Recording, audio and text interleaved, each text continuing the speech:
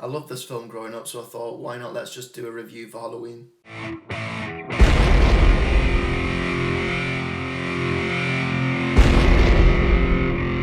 Before I get into this review, guys, I'd love it if you could like and subscribe to the channel. I'm also on Twitter and TikTok, and if you're on any of those platforms, please follow me.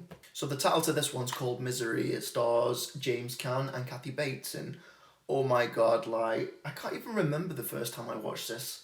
It was definitely one of the earlier films I watched when I was growing up. It was definitely in the VHS collection, which I was not supposed to be dipping into growing up, but I did anyway. It definitely did mess with my mind, this film.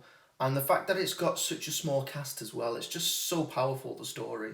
The fact that it's about this writer and he's on his way to his publisher and he just gets caught in the storm and then he ends up having an accident on the motorway.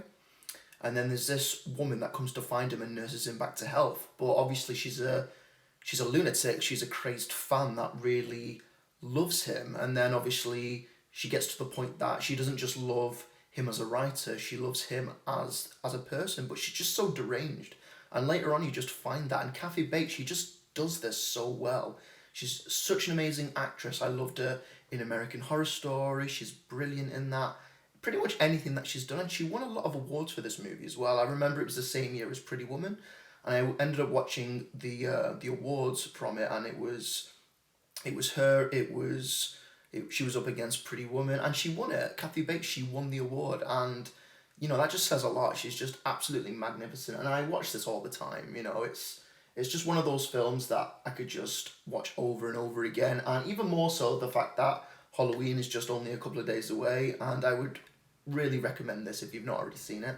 I don't think it's on Netflix or Amazon Prime. I think you have to find it online or purchase it, obviously. But I've got it on DVD, and it's just one of my all-time favourites, and I would definitely recommend you watch it. One of the things I really like about watching this movie is that you kind of see how crazy she gets. Like, from the start, she seems relatively nice, like, she's quite warm. She's obviously brought him in. She's feeding him, and the conversation's just really nice at this point. You can definitely see like she is not altogether sane. She is a bit weird. And then obviously when they start talking about his new book that he's writing, the fact that she doesn't like the profanity, she starts getting a little bit snappy, and you can just see he's really taken back by it, and all he wants to do is just kind of make a phone call and get his family to pick him up, you know. But obviously she's made the excuse that, oh, the phone lines are down, you'll have to wait till the next day. And all that she really cares about is the novels that he's been writing. And she's just got this obsession with them, you know. And you kind of find out later on that she was married, she went through a divorce, she was working all these late hours in the hospital, and that's when she found the Misery books. And she was just so obsessed by them, and you can kind of realise that she is this crazed fan, you know, and it kind of makes you think, like, I mean, imagine meeting a fan that's just so obsessed with you that would do anything to get you to stay in their house. And you'd just be, like, terrified, like, the extent that they would go to just keep you there. And I know, obviously, it was quite rare for him to obviously be in an accident and then obviously get picked up by one of his fans. But you kind of got the feeling like she was just watching him and she knew his schedule because he would always go up to the Creek Lodge, and she just happened to live in that kind of area. And, you know, it was just the whole situation. I mean, it was just written really well. You just can't imagine how terrified he must have felt. You know, he's unable to walk and he just can't do anything. And what must you feel when you're in that situation? Yeah, she's looking after him, but he's just unable to do anything. I mean, if she got a knife and just slit his throat or whatever the case may be, he can't do anything about it. You know, I mean, he must have been absolutely petrified. And especially when she started snapping at him, and you could really see the fear in his face. Like the part where she leaves the house and he's only got one chance to just kind of get out, and he only makes it to the kitchen before he realises that she's on her way back. And you can just see him trying his hardest to get back into the bed. And you just feel for him. You just hear the sound of the music, and it's like, go, go, go. And you can really tell like his heart is just beating at this point. And even when he does eventually get back into the bed just before she gets into the house and he's just perspiring and oh my God, you just feel for him. He's like, oh my God. But even so, you just don't know what to do in that situation. Like, what can you do? I mean, the best thing for him to actually do is to recover in himself. You know, with him kind of exercising his muscles with the typewriter.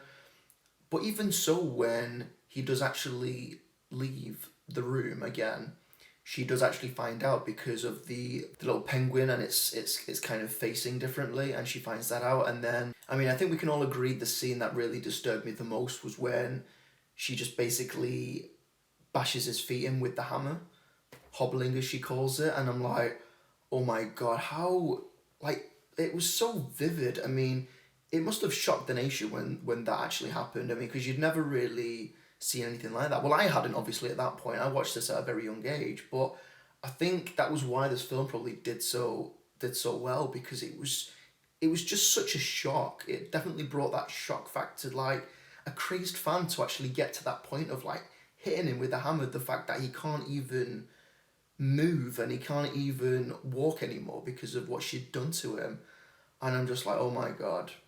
I mean, at that point, you can definitely tell, like, no, he needs to get out or he's gonna die. He's gonna die. I mean, I'm surprised after that he never did, but I mean, she's an absolute nutter. But she does it so very well. And it was such an epic ending as well, where he just bashes her face with the metal pig. I just thought that was brilliant. One of the things I really did like in this film as well was when he was actually writing another misery novel, and the fact that he was only doing this so he could kind of gain her trust and finally find a way to escape. And this is kind of what she really wanted. You could definitely see she was happy the fact that he was writing a new novel, and the fact that he was only doing that just because he needed time to escape and just kind of get his strength back so he could actually fight her. And I just thought it was brilliant. The fact that he was able to do that, and I just thought it was amazing. And the look on her face when he's just there with a light in his hand and he just sets the book on fire, and oh my God, you just literally, like, my heart was in my throat when I was watching that scene. I was like, go, go, go, do it, you can escape, hit her, kill her. And I'm like, oh God, thank God for that. And even that bit where he's in the restaurant at the very end with his publisher, and you can kind of hear him saying how that kind of moment still haunts him. And then there's this woman coming towards him with a knife, and it's Annie Wilkes, but obviously it's someone else, and she was obviously a fan of his as well. And it's just like, oh my God, this could have been anyone. I mean, she was deranged. You know, every fan's not going to be that kind of deranged, but you know, it's just such a good story. I just really enjoyed this. I would definitely give this a 10 out of 10 movie, for sure, without a doubt. But anyway, guys, I'd love to hear your thoughts about this movie. Have you seen it? Are you going to watch it for Halloween? Comment below, let me know. Turn on notifications, and please subscribe to the channel. All the best, guys. Take care. Bye.